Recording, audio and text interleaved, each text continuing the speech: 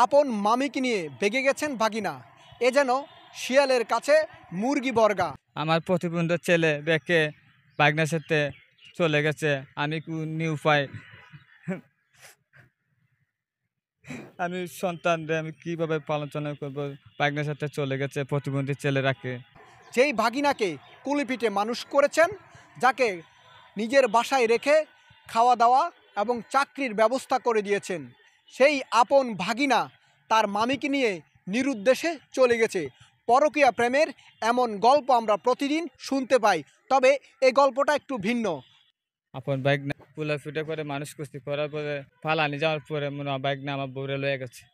ঠিক আছে, আমার বাগনা লয়ে গেছে, এই কারণে মনে করেন আমি ভিডিও ম্যানের দ্বারা আমি আসছি। আসার পরে মনে করেন আমি যেগুলা জিনিস নিছে টাকা নিছে 50,000, এরপরে স্বর্ণ 1 ভরি 3 আনা, এগুলা নিয়ে বাচ্চা ছেলের তৈয়া ফালাইয়া গেছে গা।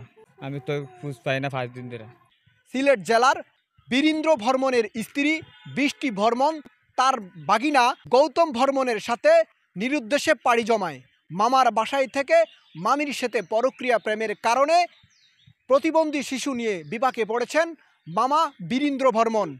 বাচ্চা কান্দে কুটে আমি তো আর যত্ন করতে পারি না, কারণ আমি চাকরি করবো না, আমি ওখানে ডিউটি পালাই, আমি নিজের বাচ্চা আমি ওখানে মনে করেন আমিও করতাম পালন টালন করতে। মা আছে মনে করেন, মা চোখে কম দেখে মা পারে নাই, কারণ বাপ মা কাছে ফোন দিলাম, ফোন দেওয়ার পর আমার কয় তোমার বাগনার সাথে গেছে। হ্যাঁ, তো বাগনারে ও করেন, আমি বাগনারে করবো, আপনারা সহযোগিতা করেন, সহযোগিতা করলেন না আমিও করবো, মামলা দিতাম। আমি মামলা দিলে তোমার তো টাকা পয়সা নেই, যা দিছে সব কিছু তোমার মেয়ে মিল্লা লয়ে গেছে এরা দুজনে। মতো আমি আমার কালি আমি তো আমি কিছু করবার মতো না। আগেতে হয়েছে মানে আমি নিজে ভাবতে পারিনি এইরকম হইব। ও নিজে আসে যাওয়া করে বা নিজের আপন বাইক না আসা যাওয়া করতে পারে, কারণ এটা তো নিজের বাইক না, ঘুমাইছে হচ্ছে এরকম হইব আমি স্বপ্ন পাবি না। তে আমার বউ আমার শাশুড়ি কইল, হ্যাঁ আমরা সহযোগিতা করতে পারতাম না, আপনাদের পারেন এটা করেন, আমরা এটা জানি না। আমি এগুলা জানি না, কারণ আপনারা যদি না জানেন তা আমি কি করবো একলা? আমি ফুলা চিন্তা করবো, আমি ফুলা চিন্তা করবো না আমি চাকরি চিন্তা করবো? আপনারা যদি সহযোগিতা না করেন করেন। তারপরে কইলো কি আমরা এইগুলা ব্যাপারে আমি নাই, এগুলা ব্যাপারে আমি নাই, আমরা টাকা পয়সা নাই, আমরা পারবো না, তুমি যেটা পারো এটা করতে থাকো। তা বললাম আমি এটাই, আপনারা তুলে কিছু জানেন মনে মেয়ের ব্যাপারে, তো জানাশোনা আছে, এই জন্য মনে আপনারা আমার খুঁজতে দেন না, আপনাদের মধ্যে যোগাযোগ আছে এই কারণে দেন না। তারপরে আমার শাশুড়ি কয়, আচ্ছা আপনারা যদি না পারেন তুমি আমার মেয়ে আইনা দাও। আমি মেয়ে আইনা তুমি করতে, মেয়ে তো গেছে গা, আপনার মেয়ে তুল গেছে গা ফালায় বাইক না লয়ে গেছে, এখন আমি পাইম কই?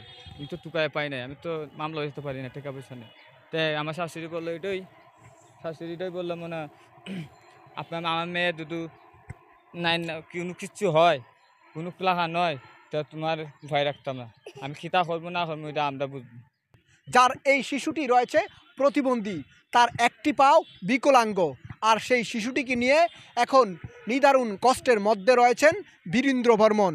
গাজী মঈনুদ্দিন, স্বদেশ বাংলা, ঢাকা।